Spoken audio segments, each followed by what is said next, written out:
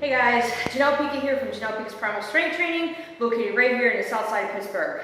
Alright, I just got done working out also. Shout out to Paul, one of my private clients, who gave me this gnarly t-shirt. Really appreciate that. Thanks, buddy. Good stuff there. Okay, so we are talking about the kettlebell jerk on our strength and endurance forum. I wanted to put up a YouTube video to talk about a couple of things in terms of body mechanics and also getting used to dipping below the bell and what you can do to kind of practice just the movement of that to get ready. I'm going to demo what the kettlebell jerk looks like right now. And then I will go over a couple of things that you can do to get used to patterning this, okay? Jerk is one of these lifts, folks, although I'm demoing it here on the internet, that I do recommend that you watch it and then either A, contact me here in Pittsburgh at janellepika.com to do some technique practice with this, or go to strongfirst.com or dragonword.com and find a level 2 kettlebell instructor to work with you on this. This is kind of a technical lift, but I've been getting a lot of questions about it, so this is why I'm using this video, okay? All right, this is your kettlebell clean and jerk, okay? I'll do from the other side. Okay. Much different than the push press, much different than the snatch, okay? With your snatch, we are hiking behind, pulling to an overhead lockout position. With your push press, we're actually following the bell right above our head. In comparison, the jerk does not have so much of a hinge motion unless you count the clean.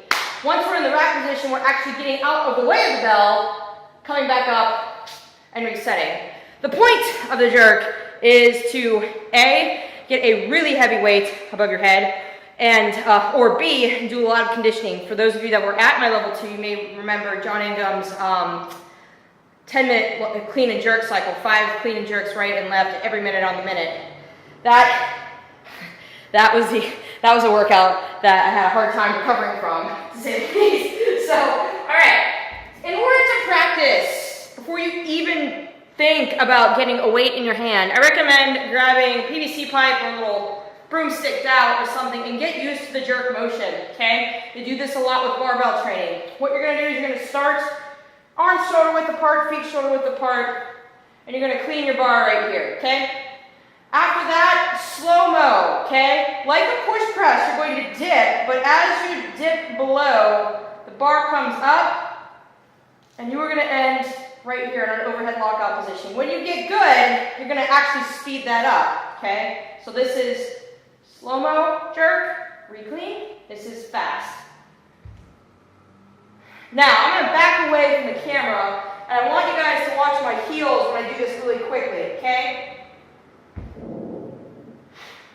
You'll notice my heels rise a bit off the floor, but my toes are gripping the floor just enough so I am not physically jumping off the ground. You want to be able to grip the floor just enough to make sure that you're maintaining enough stabilization right here on your way down here so that you don't get too loose in your jerk. I know that sounds like really weird, but what happens is if you actually jump off the floor, we lost all of our core stabilization here, and when we go to catch the weight, it can actually pull us down, okay? So again, slight rise with your heels when you get this quicker, dip underneath the bar or the bell. Practice that until you're ready to get up with the weight, okay? Okay, now to get used to the jerk motion of the weight, what you're gonna do is you're gonna clean your bell up, okay? And you're gonna dip just below enough the bell to allow that to pop right up. See guys what I'm doing here? Okay, dip, that's it. Dip, that's it. Dip, that's it. You know, once you get used to the trajectory motion of that, you're going to then jerk just enough to dip below the bell and get it right above your head, okay? So I recommend practicing this little, hate to use the term again, this little bouncy jerky motion until you can get that bell to reasonably get above your head. Once you do, you just end below, come back up. Couple of interesting body weight cues on this lift. Shout out to Moses Korea on this. Years ago, I was having a really hard time trying to get the mechanics of this. I used to call we used to be on Skype calls, and I'd say that I felt like I was doing Zumba with kettlebells. I couldn't figure out what the heck I was doing with this jerk motion, okay? Interesting cue, okay? Imagine for a second that you are throwing the bell up, but you don't want it to hit you in the face, so you're getting out of the way of the bell. But you're catching it, holding onto a ledge for dear life. Back up, re-clean. So, dip out of the way of the bell, catch it, back here, reset. Clean, dip out of the way of the bell, stand up, catch it. Again, clean, dip out of the way of the bell, catch it, on back down. Okay? Excuse me. One last thingy. Thingy is my new favorite word, folks. Ask Lydia Bryant about that. Okay. Breathing mechanics.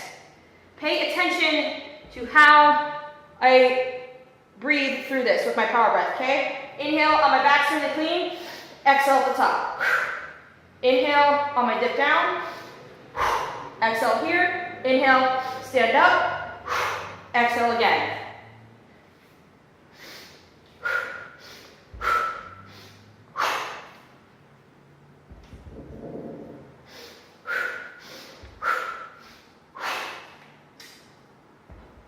And there's your clean and jerk. Okay, again, this is just a technique to review your kettlebell clean and jerk and stuff like that. I am assuming if you were watching this video that you have practiced your clean and jerk before.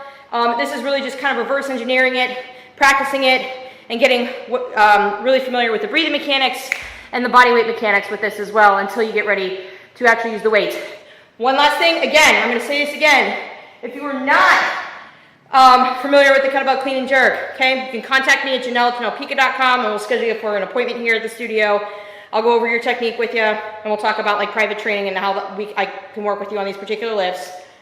And if you're not local to Pittsburgh, okay, please go to dragonroar.com or strongfirst.com and search for a level 2 instructor. It's imperative that you work with a level 2 kettlebell instructor because level 2s are the only ones that really get taught this lift.